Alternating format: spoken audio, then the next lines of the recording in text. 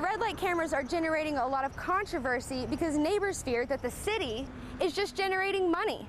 The teachers are trying to use all different types of technology, whether it's the computer, your smartphones, and even tablets to keep their students interacting. But what's remarkable is that out of all 12 tornadoes that hit DFW, everyone survived. Parking is always a premium in the Greenville area for St. Patrick's Day. But this year, it's going to be even harder now that they've extended the no parking signs to Skillman Street. The speed limit on Singleton is 30 miles per hour, but people are clearly going much faster than that. Even the price of snacks are going up because gas prices are too. And the drought's already affecting your local grocery stores, sending food prices up and people home with less. It's not a typical day in the office for Denton Police Officer Gary Craig, spending his morning on board a freight train. This is the first time I've ever been on a train. I'm pretty excited about it. He's here because Denton PD is teaming up with Union Pacific Railroad to promote safety near the crossings. They call it Operation Lifesaver. We have an officer that's on a train and they're going back and forth through town, and we're enforcing the violations that he's calling out. Sergeant Darren Briggs says there have been no collisions between cars and freight trains in Denton in the past 10 years, and they'd like to keep it that way. It is a catastrophic event when a train hits a vehicle. Put in perspective, a train hitting a car is the equivalent of a car running over a tin can. Last year, there were nearly 2,000 railroad crossing collisions nationwide, and Texas led the country. Special Agent Roger Roderick advises drivers to stop, look, listen, and live.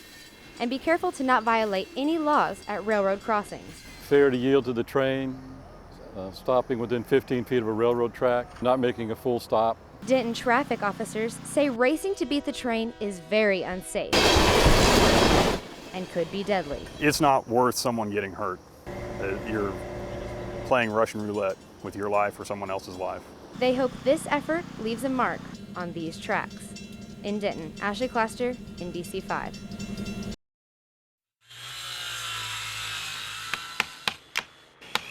And I think we're pretty much through going through what we can and salvaging what we can.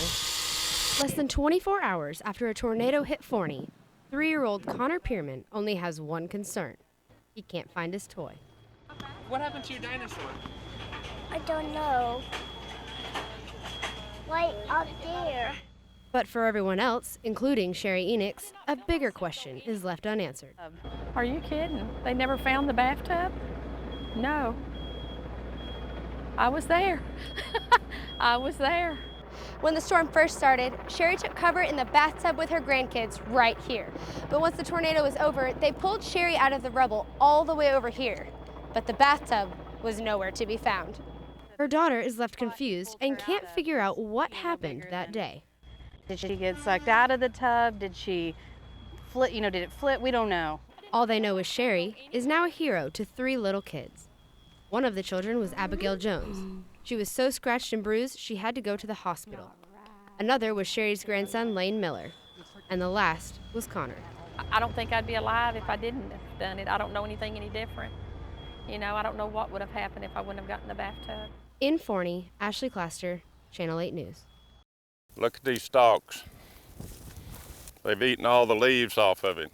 Dee Johnson has run into a pesky problem. We have grasshoppers here, and they're just eating the plants like crazy. The North Texas cattle rancher says this summer is the worst he's seen in years when it comes to grasshoppers. Between the drought and the grasshoppers, it's just beginning to devastate some of our fields around here. A mild winter and a warm spring could be reasons for the nuisance, feasting on his grass and hay crop and costing him money. To see the grasshoppers come after it, and then you have to start spraying when spraying is expensive. And if you take a close look at the plants, you can really see how much damage these grasshoppers have caused. Here's a bunch right here, look at here. But some people are benefiting from the irritating insects. That's good stuff. Dennis Smith owns a farm store in Denton. He's selling more insecticide than ever before. Double what it was last year, maybe even triple. We're going through tempo like 6 or 8 cases a day sometimes. And they won't stop at the ranches. No, it's the homeowner as well as the farmer. The people over in the city, in Dallas and surrounding areas, these grasshoppers are headed their way. In Denton, Ashley Claster, NBC5. I'm thinking there's a lot of stuff that could have the virus in it. Shirley Gothard is concerned. Very worried. For the safety of her grandkids.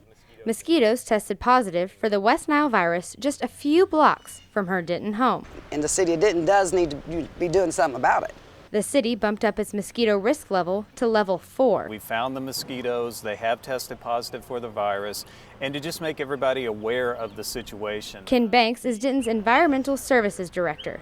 He says conditions have been just right for mosquitoes to multiply. We had a relatively warm spring and a relatively wet spring. This is one of the 2 areas in Denton that tested positive for West Nile.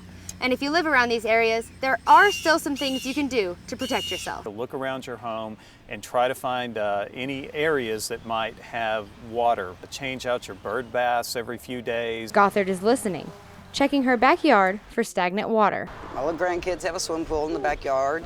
And we have toys. They have toys that could, little buggies and stuff that collect, water also. Eliminating this water isn't the only thing she can do. Banks says dress appropriately, stay indoors around dawn and dusk, and wear repellent. It's advice that this grandma is taking to heart. Mine won't go out without it, no. In Denton, Ashley Claster, NTTV News. Good evening and thanks for joining us. I'm Ashley Claster. Breaking news tonight in South Dallas. An armed robbery attack at an intersection on West Davis leaves 1 man dead and another injured. Well, the numbers are in. The results of the SGA presidential election just came into our newsroom within the last hour, and we do not have an SGA president. Police have arrested a former justice of the peace, Eric Williams, this man right here. He is being held on $3 million bond. The Texas Baptist men are heading to Missouri today in response to the Midwest storm disaster zone. Together, they would be the largest airline in the country. U.S. Airways filed with the Securities and Exchange Commission yesterday to take over American Airlines. It looks like UNT business students have more motivation to study harder. $1 million has been contributed to the program to help with study abroad scholarships. Well, the reward is now $200,000 for information leading to the Kaufman County murders. But some people say it's just not enough. But you can be exposed to world-class art and literature. In fact, UNT on the Square is hosting just such an exhibit. Our very own NTTV's Blaine Skiles is on the Square right now with more on the exhibit. Blaine? Thank you so much, Michael. Well, NTTV Seen and Heard reporter Taylor Lindholm had an interesting weekend. Definitely interesting. He had some crawfish and then saw some alligator wrestling. Taylor, please tell us what this is all about. I could definitely use some of that money. I think we all could. And I could buy some Mavs tickets. I went to a game this weekend and I had so much fun. And the Mavs won, so I was happy. And my bracket was happy. The Fighting Unicorns. What a sweet name for such an aggressive group of girls. I love it. So the rescue dog becomes the rescuer, returns the favor. What a good story. That is so nice. It just goes to show that a dog is man's best friend. Definitely. Well, thanks so much for watching NTTV Nightly News. Join us again tomorrow night at 6 here on North Texas Television. Have a great night. Thanks so much for joining us here on Channel 8. I'm Ashley Claster. Have a good evening.